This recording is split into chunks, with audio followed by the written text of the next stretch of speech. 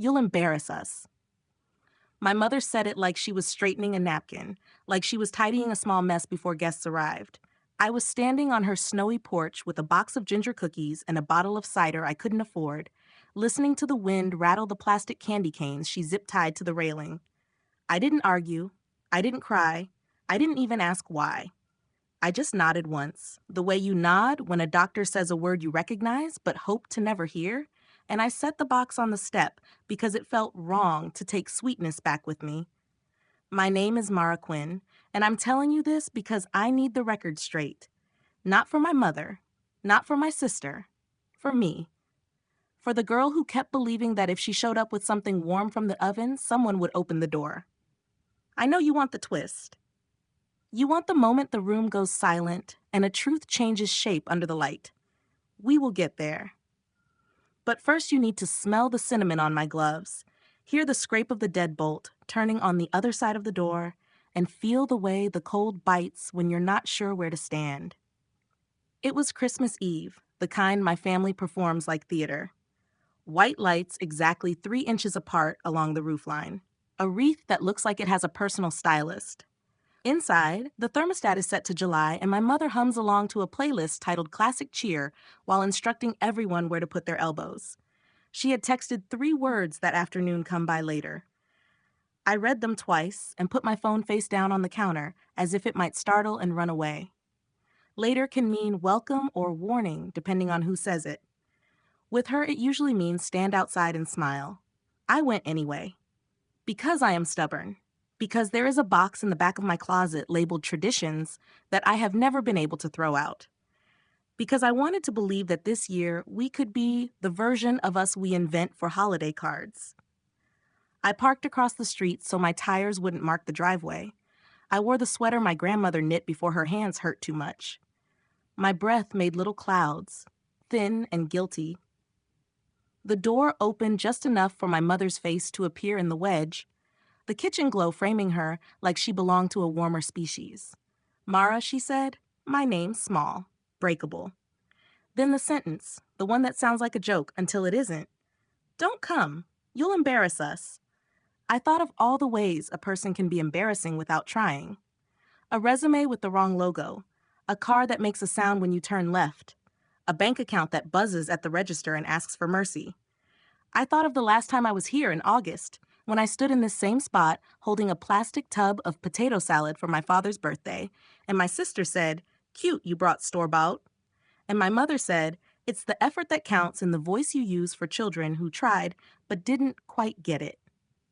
I should mention the reason I can tell this like a script. I produce stories for a living. Not the splashy kind. The quiet ones. Corporate videos with careful lighting where someone explains a process clearly and the music never offends. I build timelines and hire crews and keep budgets clean. I send gentle emails that land like folded towels. It is not glamorous, but it is steady, and it pays for heat and oat milk and the small dignity of choosing which candle to light at night. That's why I'm telling this. Because families like mine care about image more than truth, and image can be edited with a steady hand. Truth needs a witness. My mother didn't step aside. Behind her, I could see the table set for 6, even though there are 7 of us, if I count myself the way a person counts fingers and hopes they all belong. Her silverware was lined up like soldiers. The turkey had a shine. There was a low hum of conversation, the tenor of people warming up to a performance they've already rehearsed. "Who's us?" I asked, keeping my voice level. She pressed her lips together the way she does when she's about to make something sound reasonable. "Your sister invited someone special," she said. "His family is very accomplished. We want tonight to feel polished." I almost laughed, like I was a scuff on a shoe. I looked down at the box in my hands and saw the places where the icing had cracked. Imperfect. Honest. I placed it on the step and backed down one stair, then another, until my boots found the sidewalk. She didn't say sorry. She said, "You understand," and the lock clicked like punctuation. The street felt wider than it had 5 minutes earlier. I got into my car and sat with the engine off, watching the house through a strip of fog. My breath kept drawing and erasing on the glass. If you've ever waited outside your own life, you know that time gets elastic. Minutes stretch like pulled sugar. You hear things you might be imagining. A cheer, a cork, a laugh that sounds like it knows secrets. I should have driven away. I should have gone home to my quiet one bedroom and the plant that thrives in spite of me and a movie I have seen enough times to let it talk over my thoughts. Instead, I stayed. A message buzzed against my palm, the polite vibration I never notice until I really need a reason to exist somewhere. It was a holiday greeting from an unknown number that somehow knew my name spelled right. Thank you for taking a chance on me this year. Merry Christmas, Mara. Under it, a second line, lighter, almost a whisper. Appreciate you, boss. I stared at the word until it stopped being playful. Boss. I don't insist on titles, I prefer names. But it made something straighten in me, something that had been hunched for a long time. I wrote back a simple, "You're welcome" with a snowflake, and tucked my phone away like a small proof of life. Across the street, a car pulled up, and a man stepped out carrying a bottle with a ribbon on it, his breath clouding like mine had. He adjusted his collar and looked at the house as if it were a test he had studied for. The porch light found the lines of his face and the sharp of his jaw. He rang the bell. The door opened wider for him. Warmth poured out like a promise. I leaned back against the headrest and closed my eyes for one beat, then two. I told myself I was only making sure he went inside safely. I told myself I was only waiting for the road to clear. But really, I was waiting for something else, something I didn't yet have the courage to name. The moment when a story you never wanted to tell decides to start telling itself. When you sit long enough in a cold car, even anger starts to cool. The windshield fogged, the street lamp threw pale rings on the hood, and I could almost pretend I was anywhere else, some neutral, peaceful suburb where mothers didn't whisper shame into December air. But the thing about pretending is it never lasts. My phone lit up again, this time with an email reminder. Final payroll approvals due by midnight. I exhaled, half a laugh, half a sigh. Work? The one place I could predict the rules. I tapped the notification open, just to ground myself in something real. Evan Brooks, contractor, 6-month trial, excellent results. The same name still rolling around my head from that text. Evan, my sister's boyfriend. Or maybe fiancé. The family group chat I was long exiled from would know better. I hadn't checked it in months. I could still picture Lena's filtered selfies and my mother's careful comments. So proud, he's a good one. They always used good like it meant clean, presentable, someone who wouldn't make them apologize. I started the car and drove. Not home, just away. The highway was almost empty, the kind of empty that lets your thoughts expand until they fill the passenger seat. Streetlights slid by like slow metronomes. My mother's sentence kept looping, "Don't come, you'll embarrass us," and each repetition lost politeness, stripped down to its steel. By the 4th mile, I was already dissecting it the way I do scripts. Motivation, subtext, stakes. Embarrass us how? By existing? By not being Lena? I pressed harder on the gas. I ended up at the overlook by the river, the one where my father used to take me before everything got staged and silent. The water below was black glass. Across it, the city glowed soft, detached, almost kind. I sat there until my fingers stopped shaking enough to unlock my phone again. The email from Evan sat open, his photo thumbnail small but clear. Same face, same easy confidence, same man I just watched walk into my mother's house. The irony was so sharp, it felt surgical. He worked under me on a campaign for a tech firm in Seattle. Quick learner, polite, always on time for calls, the kind of employee you barely notice because he never gives you trouble. I remembered how he'd once said during a team chat that family dinners made him nervous. I had laughed, said join the club, thinking it was a joke about in-laws, not a prophecy. I could have turned off the phone then. Pretended coincidence. But curiosity is the twin of pain. I scrolled down the thread. "Thanks again for trusting me, Mara," he'd written 2 weeks ago. "My girlfriend's family is hosting Christmas, so I'll send the final files early." That detail landed like a snowflake made of glass. Girlfriend's family, hosting Christmas. The world is small, but it's not supposed to fold in on itself this neatly. I should have felt betrayed, but what I felt was clarity, the quiet click of pieces aligning. My family wanted polish. They wanted someone who could make them look successful. And they found him, a man whose paycheck still came from me. I laughed once out loud. It startled even me. Then I leaned my forehead on the steering wheel and stayed there until my breath fogged the glass again. When I finally drove back toward the city, it was past midnight. Downtown looked like a snow globe someone had set on low shake, just enough motion to shimmer. I stopped at a diner still open, the kind with red booths and coffee that tastes like persistence. The waitress called me honey and poured without asking. She didn't know she was saving me. Inside that hum of bad jazz and clinking plates, the night softened. I thought about Lena as a kid, chasing me around with tinsel in her hair, about how we used to share hot chocolate with 2 straws. Somewhere between then and now, we switched languages. Hers became fluency and pleasing, mine became silence. The next morning, my phone buzzed nonstop. Work alerts, bank pings, one from an unknown number that said, "Can we talk? I think I messed up." I almost deleted it, then saw the initials at the end. E.B. Evan. My thumb hovered. The rational part of me knew boundaries. HR training practically tattooed them into my spine. But something in his message wasn't about work. I called instead of texting.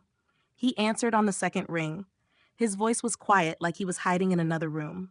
"Mara, I just realized who you are to them." Them, not her, not Lena. Them. My chest tightened.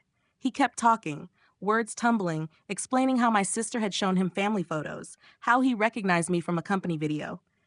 "Your mom said you didn't stay in touch," he added carefully. "She didn't mention we worked together." I said nothing. There was nothing to fix. He tried again. "I thought you should know before tonight." "Before what?" I asked. "Dinner. Your family invited me again?" He hesitated, then lowered his voice. "She said you were busy, that you moved away for good." I almost admired her consistency. Lies with clean edges. "Enjoy dinner, Evan," I said finally. "They love good company." Then I hung up. I don't remember driving home, only the way the city blurred into color bands, the way my pulse kept counting seconds. I unlocked my apartment, flicked on the lights, and the silence hit like applause after the wrong scene. I walked to the kitchen, opened the box of ginger cookies I'd rescued from the porch that morning, and bit into one. Too sweet, too soft. The kind of sweetness that covers everything but never satisfies. I set it down, wiped my hands, and opened my laptop. If my mother wanted polish, I would give her reflection. My company had a holiday highlight reel due. Staff introductions, clients, partners. It took me 3 clicks to find the raw footage Evan sent in last week. He'd filmed his intro in front of my mother's house, using the festive backdrop because, as he'd written, it looks classic. It did. I watched the lights twinkle behind him, heard faint laughter inside. My mother's silhouette passing the window like a ghost of manners. I could have cut the clip down, kept it neutral. Instead, I adjusted the framing, brightened the background, lifted the audio just enough for that laughter to be clear. Then I hit save. Maybe it wasn't revenge. Maybe it was balance. People spend years pretending you're invisible. Sometimes the kindest thing you can do is remind them you still cast a shadow. I closed the laptop. The clock read 2:17 a.m. Snow was falling again, slow and forgiving. I thought of my mother's words, "Don't come, you'll embarrass us," and realized she might have been right, just not the way she meant. The morning after felt too bright, like the sun was intruding on something private. My apartment smelled faintly of coffee and resolution. I sat at my kitchen counter, scrolling through emails, pretending the world was simple again. But you can't unhear the things people say when they think you're not supposed to exist. "You'll embarrass us," had lodged somewhere behind my ribs. Every breath scraped against it. Work, at least, was predictable. By noon, my team's messages filled our shared channel. Edits approved, client delighted, end-of-year bonuses confirmed. My phone buzzed again, an incoming call from my father. I almost didn't answer. His calls usually came with apologies wrapped in excuses. Still, I swiped accept. "Mara," he said. His voice was steady, too steady. "Your mother wanted me to remind you about dinner tonight." I blinked. "What dinner?" "Just family," he said quickly, like pulling off a bandage. "Lena wants to announce something. She said she misses you." I could hear my mother somewhere in the background, giving stage directions. "Tell her it's casual," she whispered, like the word might disarm me. I almost laughed. Casual. Nothing about my family had ever been casual. "Sure," I said, "I'll be there." The pause that followed was a small, surprised silence, the kind that says they weren't expecting agreement. I ended the call before anyone could change their mind. For a moment, I just sat there, staring at my reflection in the dark laptop screen. Maybe I wanted to see their faces when the invisible one walked back in. Maybe I wanted to confirm I could stand in that house and still breathe. Or maybe I was just tired of being the ghost who paid for the lights. Around 6, I drove toward the suburbs again. Snow had turned to slush, soft and gray like something exhausted. I rehearsed neutral expressions at red lights. When I reached the driveway, every window was lit. Laughter spilled out like canned music. I stepped inside without knocking. The warmth hit first, then the smell. Rosemary, champagne, the sharpness of something burning slightly in the oven. My mother turned, surprise freezing into a polite half-smile. "Mara," she said, like testing the sound. "You made it." "You invited me," I replied. "I assumed it wasn't a test." My father coughed into his napkin. Lena squealed, too loud, too bright, her arms outstretched. "Look at you," she said, hugging me like she was auditioning for forgiveness. Her perfume was sweet and expensive, masking nerves. Then I saw him. Evan stood by the fireplace, holding a wine glass like a prop. Our eyes met, and in that instant the whole room slowed. He looked mortified. I smiled, small and sharp. "Hi, Evan," I said. "Good to see you outside of meetings." My mother's fork clattered against her plate. "You two know each other?" she asked, voice tight. "We work together," I answered. "Technically, he works for me." The silence that followed was perfect. It expanded, reached every corner, pressed against the twinkling lights on the mantel. My sister's mouth fell open. My father stared at his wine as if it might offer subtitles. Evan cleared his throat, trying for composure. "Mara's been a great mentor," he said carefully. I nodded. "And you've been an excellent intern." His face flushed a deep red. My mother recovered first, her tone smooth but brittle. "Well, how lovely," she said. "Such a small world." She laughed, but the sound cracked halfway through. Dinner carried on like a stage play no one wanted to perform. Conversations were clipped, glasses refilled too often. I watched them all with the detached calm of someone studying her own past under glass. It's funny how families can ignore tension if you decorate it well enough. Between courses, my father tried to fill the silence. "Evan was just telling us about his promotion," he said. "Lena's so proud." I smiled at Evan. "Promotion? That's news to me," he stammered. "Pending review." My mother shot him a look sharp enough to slice bread. I leaned back in my chair. "Well, good luck. I'll make sure HR gets the paperwork right." My mother's knuckles whitened around her glass. Lena shifted in her seat, forcing a laugh that didn't land. "So," she said brightly, "anyone want dessert?" No one answered. I stood. "Actually, I should head out. Early morning meeting." My mother tried to sound gracious. "Of course, dear. Thank you for coming." But there was a tremor in her voice, fear dressed as politeness. I turned to Lena. "Congrats, by the way," I said, "on whatever tonight's announcement was supposed to be." She hesitated, eyes darting to our mother. "Evan and I are engaged," she said softly. "He proposed this morning." My breath caught, not from jealousy but from recognition, the pattern repeating itself, perfectly rehearsed. My mother clasped her hands like a preacher. "We're thrilled," she declared. I looked at Evan. His expression was complicated, somewhere between guilt and awe. "Congratulations," I said evenly. "I hope the company policy on fraternization doesn't ruin your honeymoon." My father muttered something about refilling drinks, desperate for escape. I walked to the door, feeling their eyes follow like searchlights. At the threshold, my mother called out, "Mara, can we talk?" I turned. "About what?" "About keeping things professional," she said, each word careful, measured, for Lena's sake. There it was again, the plea disguised as command. "Don't worry," I said. "I always do my job." Then I stepped outside into the cold that felt cleaner than any room I'd left. Snow had started again, soft and slow, erasing footprints before they froze. I stood by my car, breathing in the quiet, realizing something simple and devastating. They would never stop scripting me as the problem because that's the only role that made their story work. But I didn't need their stage anymore. The company holiday video was already scheduled to premiere in the morning, across every platform my mother's clients admired. And there, framed perfectly between the golden lights of her decorated windows, would be Evan Brooks introducing himself to the world. "Hi, I'm Evan, part of Mara Quinn's creative team." His smile, their house, my shadow in the reflection behind him, the truth unedited. I drove home with the window cracked, cold air sharp enough to keep me awake. Somewhere behind me, the house glowed softer, smaller, like a set after the audience leaves. Maybe they'd watch that video tomorrow. Maybe they'd recognize the background. Maybe they wouldn't. Either way, for the first time in years, I didn't care. The video went live at 8 a.m. sharp, exactly as scheduled. By 8:07, my inbox was full. Congratulations. Great production value. Loved the festive tone. I read them all while sipping coffee, pretending this was just another Monday. The truth is, I hadn't slept. I'd lain awake half the night watching the upload bar crawl across my screen, wondering if this counted as revenge or just revelation. When you spend your whole life being told to stay quiet, even the smallest sound feels deafening. By 9, the company's social channels were buzzing. Hundreds of comments, shares, reposts.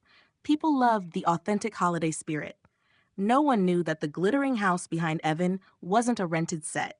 It was my mother's home. My family's perfect illusion now belonged to a brand campaign. I didn't plan to check my phone again, but curiosity is a powerful parasite. The first message came from Lena. It wasn't even a greeting, just 4 words. What did you do? I stared at the screen, sipping my coffee like it might give me courage. Then another buzz, this time from my father. Your mother's upset, his voicemail said, voice shaking between anger and disbelief. You've gone too far, Mara. I didn't reply. For once, I let silence do the explaining.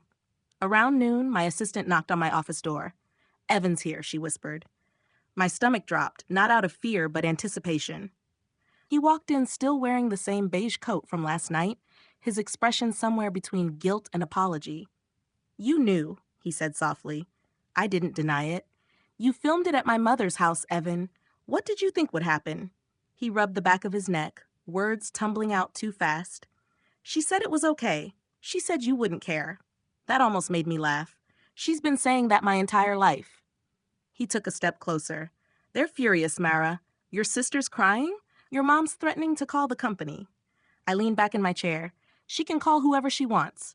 We have release forms. It's all legal. He shook his head. This isn't about legal. It's about family. The word sounded foreign coming from him. I met his gaze. Family is supposed to mean safety, not censorship. For a long moment, neither of us spoke. Then he exhaled, slow. They used me, he said, to make themselves look good, and I let them. Welcome to the club, I said. He looked like he wanted to say more, but didn't know how. Instead, he turned toward the door. I'm quitting, he said finally. It's the right thing. Maybe, I said, or maybe it's just the easy thing. When he left, the office felt too quiet. I stared at the muted holiday lights hanging above my desk and realized something strange. I wasn't angry. Not anymore. What I felt was distance, like watching fireworks through glass, beautiful, controlled, far away. The calls kept coming all afternoon. My mother, Lena, even my father again. I ignored them all until the sun dipped and the city turned gold. Then I drove. The sky was bruised purple, the kind of color that makes you believe the day still has something left to offer.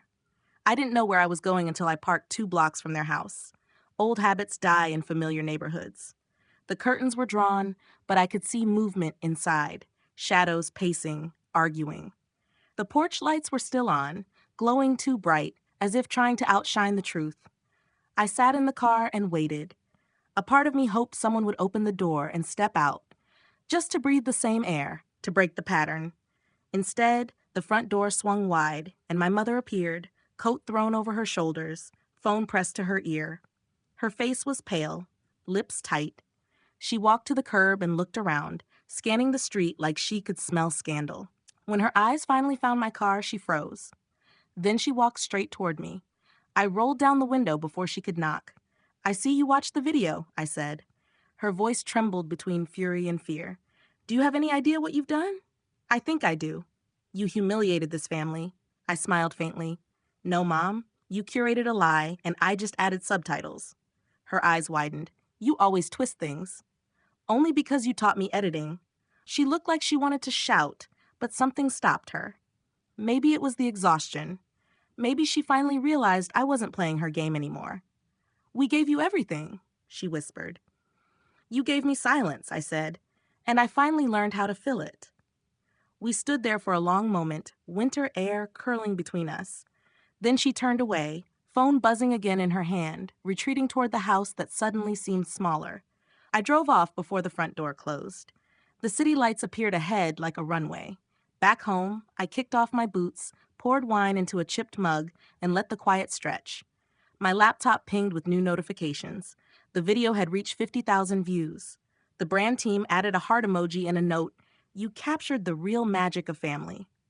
I stared at the words, laughing softly. Real magic. Maybe that's what truth looks like. Messy, inconvenient, unstoppable once it's out. My phone buzzed one more time. A message from Lena. "I don't know how to fix this." I typed back, "Maybe stop pretending it's broken." Then I turned off the screen and watched snow fall outside my window, slow and endless. Somewhere across the city, my mother was probably rewriting history, trying to make sense of a daughter she couldn't edit out anymore. For the first time in years, I didn't feel erased. I didn't feel lesser. I just felt real. By the next morning, the quiet wasn't quiet anymore. It had that charged stillness before a storm, the kind you feel in your teeth. The holiday video had crossed 100,000 views overnight. Colleagues were sharing it with captions like, "The perfect mix of warmth and sincerity." My inbox was a flood of praise, new client requests, job offers. It was almost comical. They called it authentic. They called it heartfelt. No one realized that every twinkling light, every soft laugh in the background was built on someone else's performance. By 10, I knew they'd seen it. My mother was the kind of person who read every comment about herself, even when it wasn't about her. She would have clicked the video link a dozen times, each replay cutting deeper. I made another pot of coffee and waited for the next act. It didn't take long. The doorbell rang just before noon. Through the peephole, I saw my father. Coat zipped to his chin, eyes tired. I opened the door because I wanted to see how much of him was apology and how much was duty. "Can I come in?" he asked. I stepped aside. He stood in my living room like a man trespassing in a memory. "Your mother's hurt," he began. I smiled thinly. "That's new. You made her look like a liar. I didn't make her anything. I just showed the lighting." He rubbed his temples, sighing. "Mara, she's not built like you. She cares what people think." "That's the problem, Dad. She cares about perception, not truth." He didn't argue. He just looked older. "You know, when you were little, she used to say you changed the world one day. She didn't mean it as a compliment." "Maybe not," he admitted, "but she wasn't wrong." The admission hung in the air like frost. He glanced at the mug in my hand. "You're not even angry, are you?" I shook my head. Anger would mean I still expect something from her. He nodded slowly, like he understood and hated it. "She wants you to take it down." "And I want a lot of things too," I said softly. "That doesn't make them happen." He almost smiled, the ghost of one. "You sound like me when I stopped fighting her." I looked at him then, really looked. The exhaustion, the resignation, the quiet kind of loyalty that bends instead of breaks. "You didn't stop fighting her," I said. "You just started fighting yourself." He flinched, then turned toward the door. "For what it's worth, I'm proud of you," he said before leaving. The door clicked shut, and I stood there, the echo of his words strange and heavy. The rest of the day moved in small, deliberate motions. Emails, coffee refills, music humming low in the background. Around 5, my phone rang again. Unknown number. I almost ignored it, then answered. "Mara?" Lena's voice shaky, softer than I remembered. "Can we talk?" I hesitated. "About what?" "Not over the phone. Please, just meet me somewhere." Against my better judgment, I agreed. We chose a cafe downtown, neutral territory. She was already there when I arrived, hands wrapped around a mug like it was keeping her anchored. When she saw me, she smiled nervously. "You look good," she said. I sat across from her. "You look terrified." She let out a weak laugh. "That obvious?" "A little." Silence stretched between us. Then she said it. "Mom says you ruined Christmas." I didn't know it was still mine to ruin. "She's been calling everyone," Lena continued, "saying you tricked her. That you planned this." "Did I?" I asked, watching her face. "I don't know," she admitted. "I think she's scared." "Of what?" "Of people seeing what we see." That stopped me. I studied her, really studied her. Beneath the careful hair and polished tone, she looked like a mirror that had started cracking from the inside. "You knew, didn't you?" I asked quietly. "About him working for me." She hesitated, then nodded. "I found out after he met you. He told me everything, but Mom said it was better not to mention it." Of course she did. She said it would complicate things. Lena's voice trembled on the last words. And did it? Yes, she whispered. It complicated everything. I didn't know if I felt pity or relief. Maybe both. You could have told me. I wanted to, she said, but you were already gone. You always leave first. That stung because it was half true. I'd learned early that leaving before they closed the door hurt less. She reached across the table, fingers barely brushing mine. I saw the video, she said. Evan did too. He's not angry. He said it was honest. It was, I said. It's the first time our family's ever looked honest. Her eyes filled but didn't spill. He's ending things with me, she added quietly. He said he needs to figure himself out. I nodded. He's right. You're not even surprised, she said, almost laughing. You always see the ending before it starts. That's how you survive in production, I said. You edit while it's happening. We sat there a while, the noise of espresso machines and distant conversations filling the spaces where apologies should have been. When I stood to leave, she said, Mom won't forgive you. She doesn't have to, I replied. That's the gift. Outside, the city was wrapped in early winter light, soft and forgiving. I walked to my car feeling lighter, not victorious but free. That night, as snow began to fall again, I opened my window just enough to let the cold in. My phone buzzed with a new message, from a client I didn't know yet. We saw your video, it said. We want that kind of truth. I smiled. Maybe that's what this whole story had been about. Not revenge, not vindication, just truth finally getting screen time. Somewhere across town, my mother would still be trying to rewrite it. But some stories don't belong to editors. Some tell themselves once you stop apologizing for existing. The next few weeks passed like someone had lowered the volume on my life. No shouting, no explanations, just quiet. It was the kind of silence that isn't empty but earned. The holiday video kept circulating long after the decorations came down. It was reposted in marketing blogs, featured in a small industry magazine under the headline, Authenticity Wins. I didn't correct them. Let them think it was strategy. The truth was simpler. It was survival. One evening, near the end of January, I found myself driving again toward the river overlook. The same spot where I'd first read Evan's text. The snow had melted into patches of dirty ice, and the air smelled faintly of thawing earth. I rolled down the window and let the cold bite my fingers. Some places hold echoes whether you want them to or not. I parked and sat there until the car cooled, remembering that night in fragments, the porch, my mother's voice, the box of ginger cookies. Funny how the things that used to sting now just felt distant, like scenes from someone else's film. My phone buzzed once. A message from Lena. Mom's been quiet lately, it read. She started reading that book you gave her years ago. Maybe she's trying. I didn't know what to feel about that. Hope was dangerous in my family. It always came with fine print. Still, I texted back. That's good.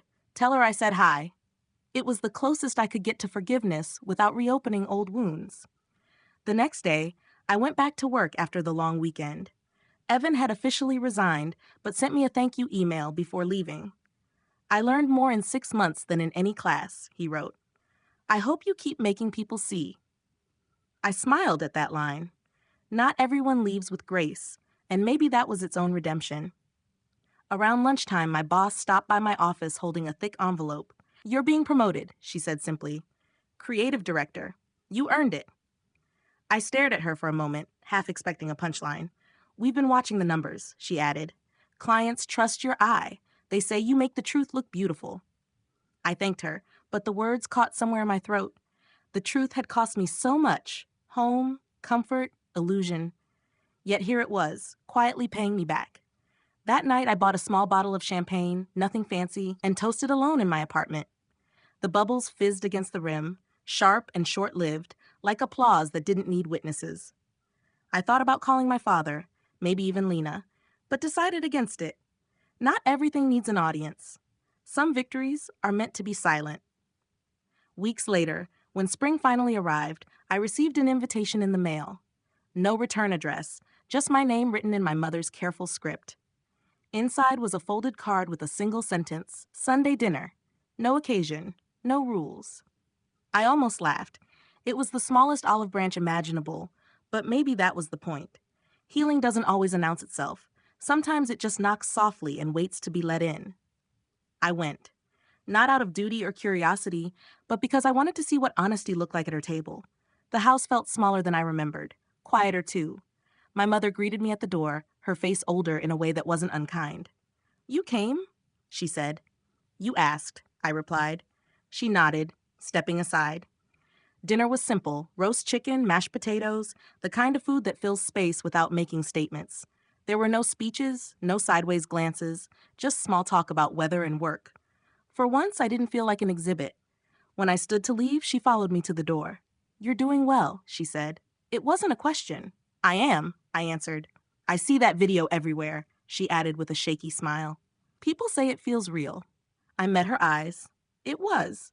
She nodded slowly. "I know." That was it. No apology, no tears, just acknowledgement, the rarest language we'd ever shared. Outside, the air smelled like rain and beginnings. I walked to my car feeling lighter, not because everything was fixed, but because I no longer needed it to be. Some stories don't close. They dissolve quietly when you stop feeding them. That night, I sat by my window with the lights off, watching the city breathe. For the first time, I wasn't rehearsing comebacks or rewriting conversations in my head. I just existed. That was enough. People often ask why I tell stories like this: messy, uncomfortable, full of quiet explosions. The answer is simple: because someone out there needs to know they're not crazy for walking away, that you can love people and still outgrow the version of yourself they prefer. That peace isn't a miracle, it's a decision. I hope my story reminded you of that. If it did, stay. There are more truths like this, slow, tender, and maybe a little sharp.